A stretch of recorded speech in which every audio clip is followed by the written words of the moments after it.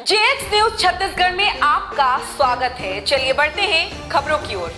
शिवरीनारायण पहुंचे केंद्रीय मंत्री फग्गन सिंह फुलस्ते कार्यकर्ता को दिए जीत के मंत्र। छत्तीसगढ़ में सरकार और केंद्र में तीसरी बार सरकार बनाने की हुंकार भरी।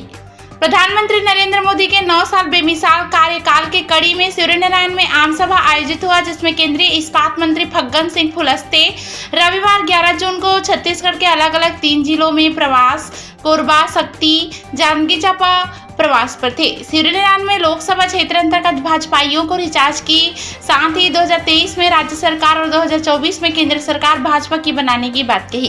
शिवरीनारायण के महंत कॉलेज परिसर में कल शाम 6 बजे आगमन हुआ, जहां कार्यकर्ता ने पुष्पहार से आत्मीय स्वागत की। केंद्रीय मंत्री ने आम सभा को संबोधित किया और केंद्र सरकार के 9 पूर्ण होने पर पार्टी के वरिष्ठ नेताओं को बधाई दी और केंद्र सरकार की जन कल्याण की योजना को आम जनता तक पहुंचाने की बात कही।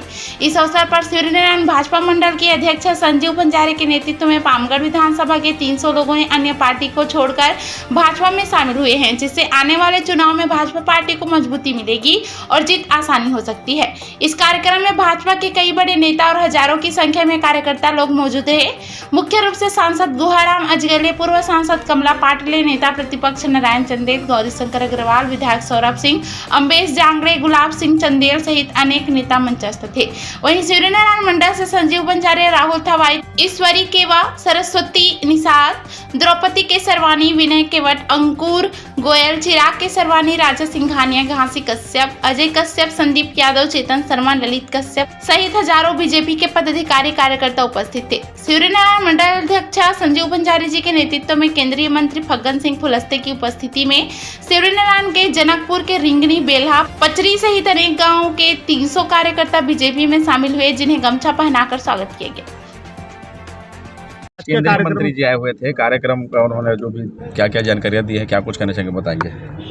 पूरे जांजगीर चांपा लोकसभा की ओर से इस मोदी जी के जो 9 साल कंप्लीट हुए हैं, पूर्ण हुए हैं, उसके लिए आज हमारे केंद्रीय मंत्री जी का आगमन यहाँ हुआ था। उन्होंने यह 9 साल जो बेमिसाल रहा, हिंदुस्तान के साथ साथ विश्व में भी जो मोदी जी ने कार्य किया, उसकी चर्चा के लिए सब जनता को अपना हिसाब देने आए थे।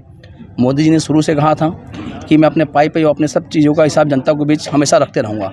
उसी कड़ी में ही आज 9 साल पूरे होने पे जनता के बीच में आके उन्होंने पूरा हिसाब किताब दिया है। आने वाले लोकसभा में किस मुद्दे को लेकर के चुनाव लड़ेंगे? मुद्दा पहले जो देश में था भ्रष्टाचार, पिछले 9 सालों से आप सब देख रहे हैं, कोई मुद्दा भ्रष्टाचार का नहीं है। विपक्ष के पास कोई मुद्दा ही नहीं है। मोदी जी ने सभी मुद्दों को सबसे पहले दरकिनार करके अब एक ही जो काम किया है वो है विकास, सबका साथ सबका विकास। जो मूल मंत्र उन्होंने दिया था, उसी के तहत भाजपा कार्य कर रही है। राम के नाम को लेकर के राजनीति की बात कही जा रही है अन्य दलों द्वारा, तो इसमें क्या कहेंगे? राम के राज्य बिना कल्पना अधूरी है। अब उसे कोई राजनीति कहे कि कुछ विपक्ष क्या बोले, उसे वो समझे। क्या राम के राज में राजनीति भूपेश बघेल जी नहीं कर रहे हैं छत्तीसगढ़ में? वह राजनीति है, लेकिन जिसने राम ने ही जिसको जन्म दिया है और राम से ही आराम की ओर जाया जा सकता है, वो बात भारतीय जनता पार्टी शुरू से जानती है और उसी अपने लक्ष्य को पूरा करने के लिए राम राज्य की ओर आगे बढ़ रही है। क्या आने वाले लोकसभा में बहुमत के लिए आज का कार्यक्रम कैसा रहा?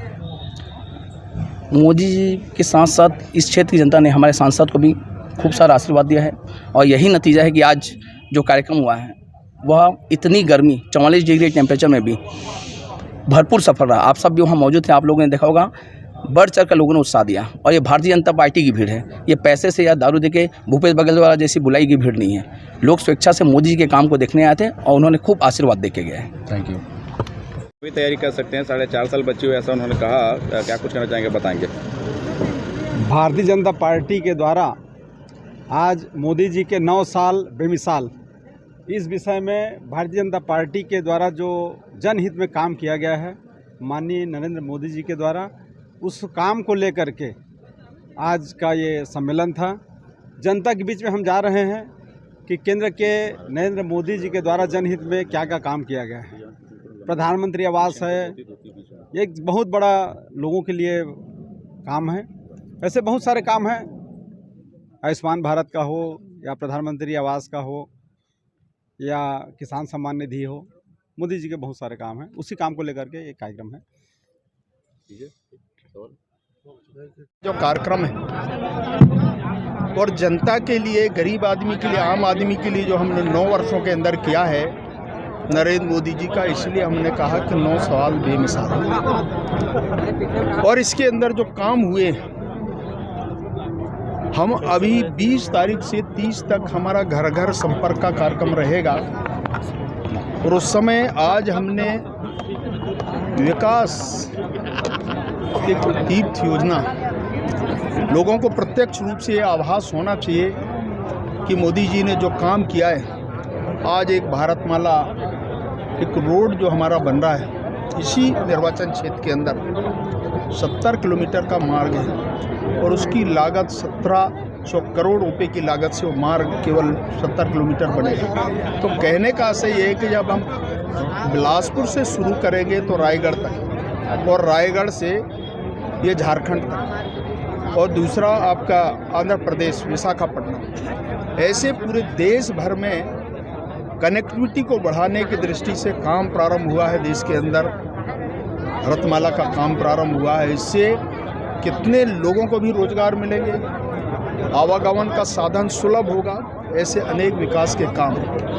और आज इससे जनसंवाद के माध्यम से हमने जब लोगों से बातचीत किया तो कुछ विकास के काम भी हितग्राहियों से भी मिले, हम शक्ति के अंदर हितग्राहियों से भी मिले। और यहाँ पर जो जनसभा हुई, यहाँ पर लोगों को बताने का प्रयास किया है कि प्रधानमंत्री गांव के गरीब के लिए ये जो हमारा 80 करोड़ लोगों को अनाज देने का फैसला भी हमारे सरकार का एक कमिटमेंट है। प्रधानमंत्री आवास योजना, प्रधानमंत्री ग्राम सड़क योजना, उज्ज्वला की योजना, ये जो मूलभूत सुविधाएं, नल और जल, हर घर पानी देने का ये जो संकल्प हमारा है, और मुझे लगता है कि शायद इस प्रकार के काम देश में कभी हुए नहीं। वो काम इन 9 वर्षों के अंदर प्रधानमंत्री नरेंद्र मोदी जी ने किया है इस देश के लोगों के लिए। और इसलिए एक अभियान के रूप में भारतीय जनता पार्टी ने लोकसभा क्षेत्रों के अंदर आने वाले वर्षों की दृष्टि से जितना काम हमने किया है उन लोगों तक संदेश के रूप में पहुंचाने का ये जो पूरा अभियान है, ये कार्यक्रम है। और इसीलिए भारतीय जनता पार्टी ने इस प्रकार के क्लस्टर बना करके एक केंद्र की योजना की दृष्टि से केंद्र के प्रतिनिधि, राज्यों के हमारे प्रतिनिधि, जिलों के संयुक्त रूप से मिलकर के इस पूरे अभियान को मूर्त रूप देना, ये हमने संकल्प लिया है। छत्तीसगढ़ में 2023 में